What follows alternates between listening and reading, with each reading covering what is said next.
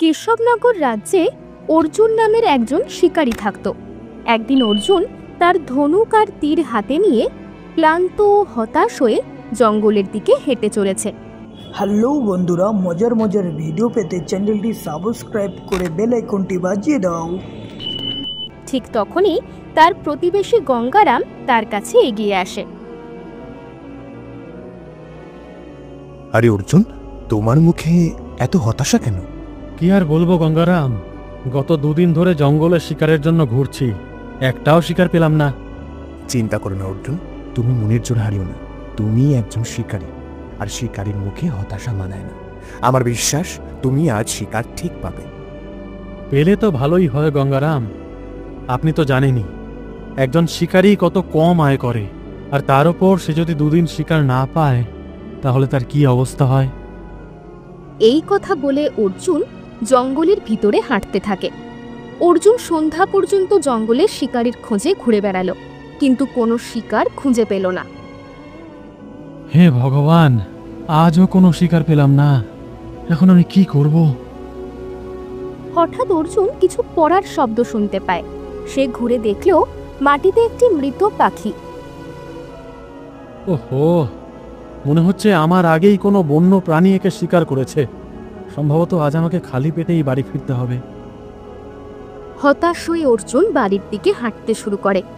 জঙ্গলের পথে অর্জুন হাঁটতে হাঁটতে গাছের ডালে একটি পায়রাকে বসে থাকতে দেখে। কি করব?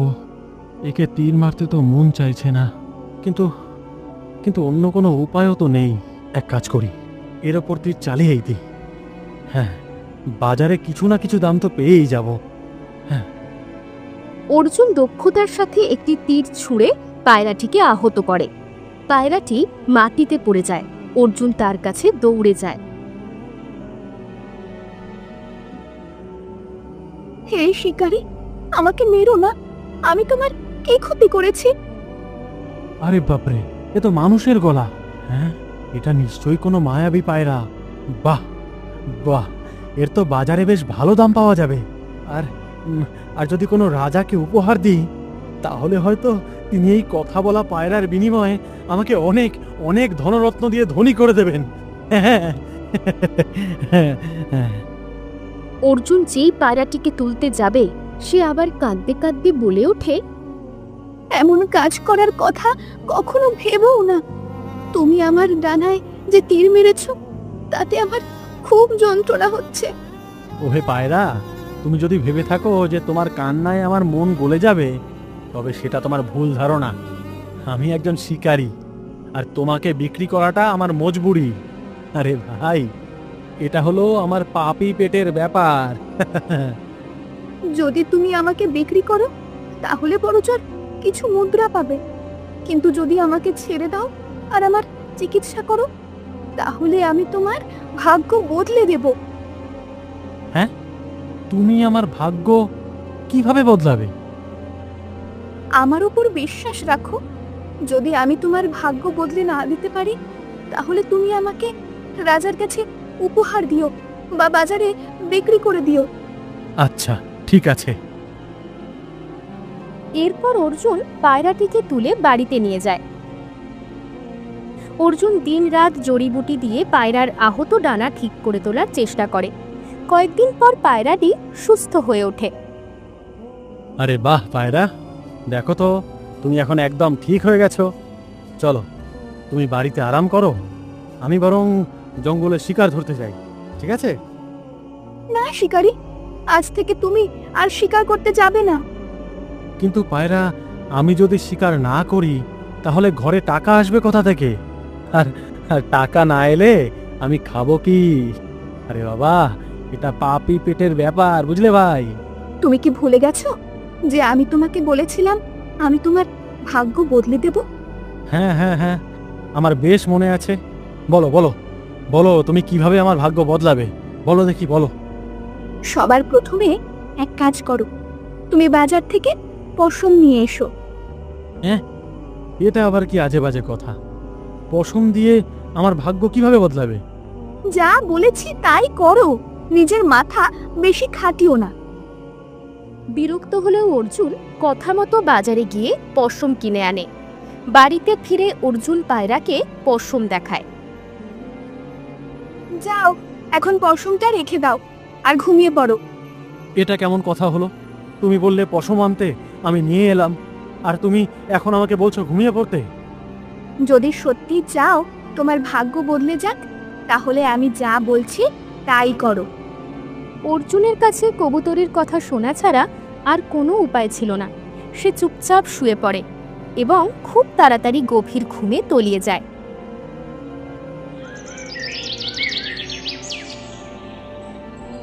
পরদিন সকালে অর্জুন ঘুম থেকে উঠে দেখে তার সামনে একটি চমৎকার রাজকীয় পোশাক রয়েছে।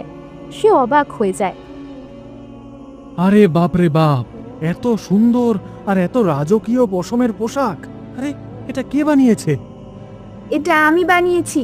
দেখো, এটা সেই পশম যা তুমি কাল নিয়ে এসেছিলে। বাহ বাহ বাহ! আরে বাপরে, এটা তো একেবারে রাজকীয় পোশাকের মতো লাগছে। কি দারুণ! যাও, এখন এটা বাজারে বিক্রি করে এসো, কিন্তু মনে রেখো, রাজপ্রাসাদের কাছের বাজারে এর খুব ভালো দাম পাবে। অর্জুন পোশাকটি নিয়ে বাজারে যায়। বাজারে খুব ভিড়। রাজার মন্ত্রী পোশাকটি দেখতে পান। কি দারুণ! বাহ, এই পোশাক তো অপূর্ব। হ্যাঁ, কে বানিয়েছে এটা? হ্যাঁ হ্যাঁ, আমি বানিয়েছি, আমি। তুমি? আরে বাবা, আমি এই রাজ্যের মন্ত্রী। তা বলতে এত দ্বিধা করছো কেন? হ্যাঁ, সত্যি সত্যি এই পোশাক একেবারে অমূল্য। বলো বলো, এর দাম কত বলো? আগে প্রায় 20টি স্বর্ণমুদ্রা। এই নাও 20টি স্বর্ণমুদ্রা নাও। তারপর মন্ত্রী পোশাকটি নিয়ে চলে যান।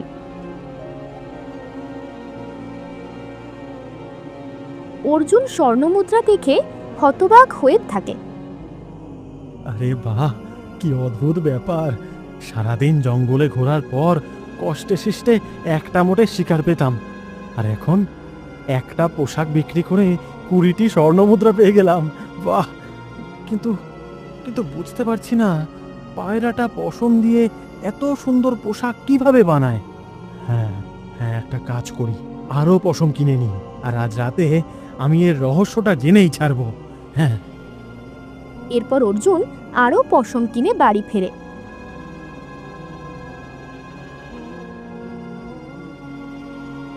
সে পায়রাটিকে সব ঘটনা বলে আর স্বর্ণমুদ্রার থালাটিও দেখায়। এই দেখো, একবারেই 20টি স্বর্ণমুদ্রা লাভ হয়েছে। যদি যদি রোজ এমনই হতে থাকে, তাহলে তো আমি শীঘ্রই সবচেয়ে ধনী শিকারী হয়ে যাব। এই নাও, আমি আরো পশম কিনে এনেছি।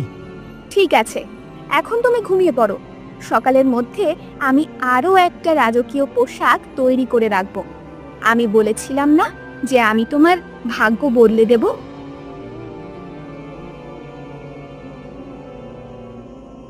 অর্জুন ঘুমোনোর ভান করে। মধ্যরাতের পর সে চুপচাপ চোখ খোলে আর এক অদ্ভুত দৃশ্য দেখে চমকে যায়। অর্জুন দেখে পায়রাটি নিজের সাথে কথা বলছে।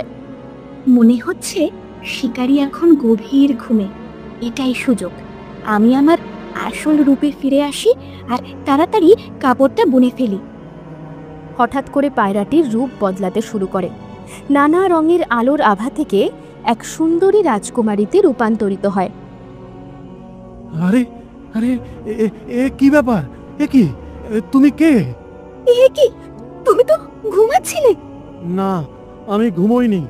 আমার বিশ্বাস ছিল যে একটা পায়রা পশম দিয়ে এত সুন্দর পোশাক বুনতেই পারে না, আর সেই জন্যই আমি জেগেছিলাম।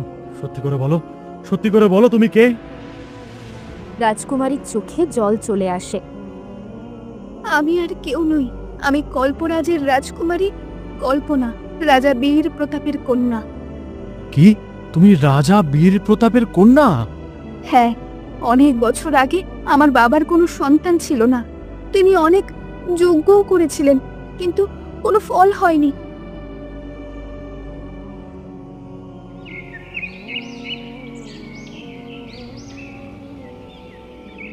কিন্তু এ আপনি কি বলছেন মহারানী? না না না, আমি এমনটা কখনোই করতে পারবো না। সন্তান সুখ থেকে বঞ্চিত থাকলেও আমার পক্ষে দ্বিতীয় বিবাহ করা সম্ভব নয় মহারানী। না মহারাজ, রাজ্যের ভবিষ্যতের জন্য এটা প্রয়োজন। আপনি যদি দ্বিতীয়বার বিয়ে না করেন তাহলে আমাদের রাজ্যের উত্তরাধিকারী কিভাবে আসবে? মহারানী, এটা কোনো সমস্যার সমাধান নয়। ভবিষ্যতে আমি এই বিষয়ে আপনার সাথে আর কথা বলতে চাই না। এই প্রসঙ্গটা এখানেই শেষ করুন। চলুন, এখন চিন্তা ছেড়ে আমার সাথে রাজবাগানে চলুন। ঠান্ডা হাওয়ায় কিছুক্ষণ বসলে মন শান্ত হবে। চলুন। রাজা ও রানী বাগানে বসে আছেন। এমন সময় একজন সাধু আসেন। আসুন সাধু মহারাজ, আপনাকে আমার প্রণাম। আমার প্রণাম গ্রহণ করুন। বলুন, আমি আপনার কি সেবা করতে পারি? রাজন, আমি দেশ বিদেশ ভ্রমণে বেরিয়েছিলাম। এই নগরে এসে তোমার বিশাল প্রাসাদ চোখে পড়ল। ভাবলাম এই রাজ্যের রাজার সাথে দেখা করে যাই, কিন্তু তোমার মুখের অসন্তুষ্টি দেখে স্পষ্ট বোঝা যাচ্ছে যে তুমি কোনো সমস্যায় আছো রাজন। রাজা সাধুকে তার দুঃখের কথা বলেন। রাজন, চিন্তা করো না, তোমার সন্তান অবশ্যই হবে। এটা তোমার ভাগ্যে লেখা আছে, কিন্তু এতে একটা সমস্যা আছে। সমস্যা? কেমন সমস্যা মহারাজ? দয়া করে আমাকে পরিষ্কার করে বলুন। শোনো, তোমার ভাগ্যে কন্যা সন্তান আছে, কিন্তু 15 বছর বয়স পর্যন্ত তার পা যেন কখনো মাটি স্পর্শ না করে। যদি সে মাটিতে পা রাখে তাহলে কোনো অঘটন ঘটবে। সমস্যা? কেমন সমস্যা মহারাজ? দয়া করে আমাকে পরিষ্কার করে বলুন। রাজন, সেটা আমি তোমাকে বলতে পারবো না। তোমাকে শুধু তোমার কন্যাকে 15 বছর পর্যন্ত মাটিতে পা রাখতে দেওয়া থেকে বিরত রাখতে হবে। ঠিক আছে মহারাজ, আমি আপনার কথা মনে রাখব। সাধু চলে যান। 1 বছর পর রানীর এক সুন্দর কন্যা সন্তান হয়। 15 বছর কেটে যায়। রাজকুমারীর 15 বছর বয়স হওয়ার আগের শেষ রাত। মহারানী, আজকের রাতটা কেটে গেলেই আমার কন্যা পুরো 15 বছরের হয়ে যাবে। আজকের রাতটা খুব সাবধানে কাটাতে হবে। হ্যাঁ মহারাজ, আজই শেষ রাত। এরপর রাজকুমারী মাটিতে পা রাখতে পারবে। মধ্যরাত পেরিয়ে গেলে রানী ঘুমিয়ে পড়েন। রাজকুমারী দুঃস্বপ্ন দেখে ঘুমের ঘোরে বিছানা থেকে মাটিতে পড়ে যায়। এ কি হলো? আমি তো মাটিতে পা রেখে ফেলেছি। মা, ও মা, মা দেখো, তাড়াতাড়ি ওঠো, আমি মাটিতে পা রেখে দিয়েছি। রানী জেগে উঠে আতঙ্কিত হন।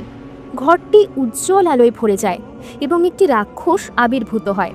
সে রাজকুমারীকে অপহরণ করে উড়ে যায়।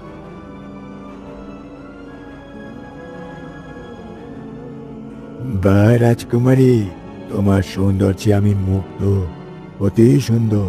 আরে, তোমাকে তো আমি খেতে এসেছিলাম, কিন্তু এখন আমি তোমাকে বিয়ে করতে চাই। না রাক্ষস, এটা হতে পারে না। আমি একজন মানুষ আর তুমি একজন দৈত্য। আমি তোমাকে কিভাবে বিয়ে করতে পারি? আমাকে যেতে দাও। না রাজকুমারী, যদি বাঁচতে চাও তাহলে তোমাকে আমায় বিয়ে করতেই হবে। শোনো, আমি এখন খাবার খুঁজতে বাইরে যাচ্ছি। তুমি যাতে পালাতে না পারো তাই আমি তোমাকে পায়রা বানিয়ে খাঁচায় বন্দি করে রাখছি। রাক্ষস তাকে পায়রা বানিয়ে চলে যায়। এরপর একদিন সুযোগ পেয়ে আমি সেখান থেকে পালিয়ে আসি, কিন্তু তার অভিশাপের কারণে আমাকে প্রতিদিন পাখির রূপ ধারণ করতে হয়। আমি শুধু মধ্যরাতের পরেই আমার আসল রূপে ফিরতে পারি, আর সকাল হতে না হতে আমাকে আবার পাখি হয়ে যেতে হয়। ও, কিন্তু তাহলে কি তুমি কখনোই এই অভিশাপ থেকে মুক্ত হতে পারবে না? এর উত্তর কেবল সেই সাধু মহারাজই দিতে পারবেন। ঠিক আছে, ঠিক আছে, তাহলে আমরা কাল সকালেই সেই সাধু মহারাজের কাছে যাব। কথা বলতে বলতে রাজকুমারী আবার পায়রায় রূপান্তরিত হয়। পরের দিন অর্জুন এবং পায়রা অনেক ঘন্টা কাটানোর পর অবশেষে পাহাড়ের ওপর একটি গাছের নিচে সাধুকে বসে থাকতে দেখে। আমাকে কিছু বলবার প্রয়োজন নেই, আমি আমার দিব্য দৃষ্টি দিয়ে দেখেছি তোমার সাথে কি হয়েছে বাছা। তুমি সেই রাক্ষসের অভিশাপের শেষ চাও, তাই না? হ্যাঁ সাধু মহারাজ, দয়া করুন, দয়া করে কোনোভাবে এই বেচারা পায়রাটিকে রাক্ষসের অভিশাপ থেকে মুক্ত করুন।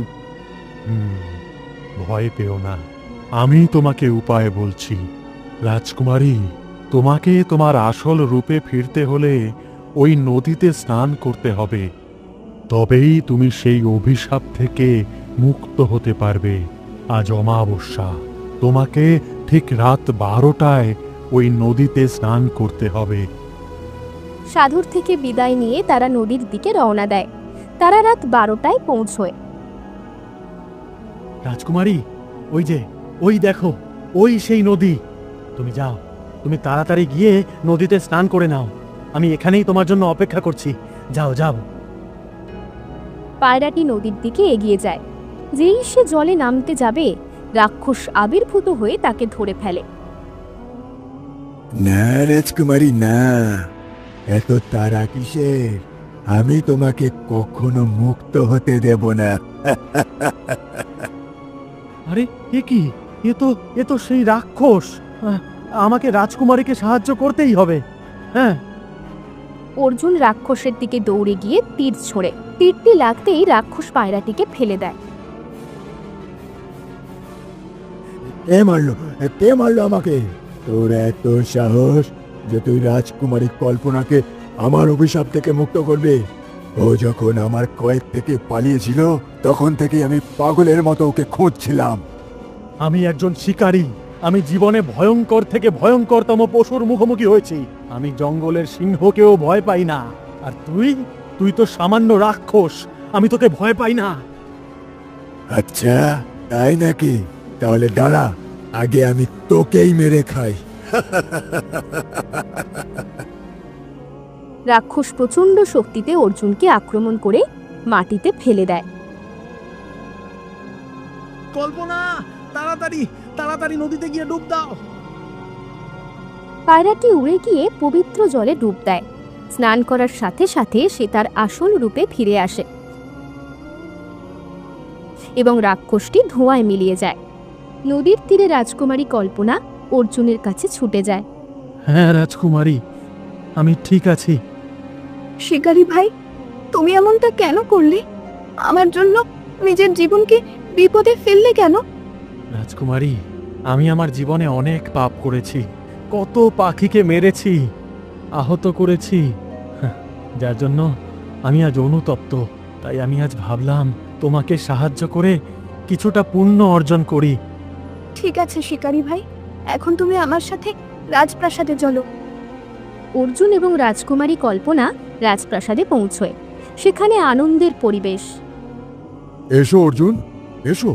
আজ তুমি আমার কন্যার জীবন বাঁচিয়ে আমাদের ওপর অনেক বড় উপকার করেছো। এই উপকার আমরা জীবনেও শোধ করতে পারবো না। মন্ত্রী, এই শিকারী অর্জুনকে সোনা, রূপো, হিরে জহরাত ভর্তি একটি গরুর গাড়ি দেওয়া হোক এবং তাকে পূর্ণ সম্মানের সাথে বিদায় জানানো হোক। অনেক অনেক ধন্যবাদ মহারাজ। কিন্তু সত্যি বলতে আমার জন্য সবচেয়ে বড় পুরস্কার হলো রাজকুমারী কল্পনা তার অভিশাপ থেকে আজ মুক্ত হয়েছেন। এটাই আমার কাছে সবচেয়ে বড় পুরস্কার মহারাজ। অর্জুনকে অনেক ধন সম্পদ, হীরা ও জহরত দিয়ে সম্মানের সাথে বিদায় জানানো হয়। হ্যালো বন্ধুরা, মজার মজার ভিডিও পেতে চ্যানেলটি সাবস্ক্রাইব করে বেল আইকনটি বাজিয়ে দাও।